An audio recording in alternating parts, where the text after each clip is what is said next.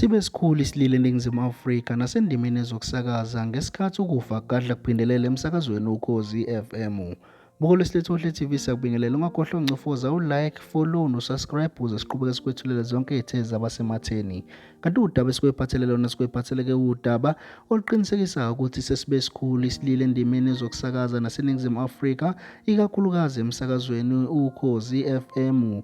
Lokhu kulandela emveni kokuba kunezindaba ezithe zaqinisekiswa nezisabalele esikhuleni zokuxhumana ngesikhathi kuqinisekiswa ngokudlula emhlabeni komunye wabasakazi bokhozi FM okuyintokazi encane besinethalente lesimangaliso ebizwa ngokuthi uNondumiso Shazi. Kanti-ke le ntokazi kubikwa ukuthi-ke ivele yakhala ngekhanda beliphuthuma yabe isiyadlula emhlabeni. Abaningi le ntokazi bazoyikhumbula-ke ngohlelo ebilenza emsakazweni Ukhozi FM obelibizwa ngokuthi Vumelana Abantwana Beze Kimi obeluthi alube Sunday School. Kanti bese kwenza ukuthi isililo bese siba sikhulu eNingizimu Afrika nakubathandi balomsakazo Ukhozi FM kanye nozakwabe besebenza nabo ukuthi-ke sokhumbula ukuthi akusikhona okokuqala kulonyaka ka2024 kudlula emhlabeni umsakazo Ukhozini FM, cisho babalela kwabathathu sebethe badlula kulonyaka. Sokhumbula ukuthi-ke ukufa-ke kwagasela emsakazweni Ukhozi FM kwathatha-ke insizwa yasemachunini uBK Bhekamchunu, kwaphinde futhi-ke kwagasela kwathatha umama uZanele Mbokazi wodumo lohlelo lithi Eshilo,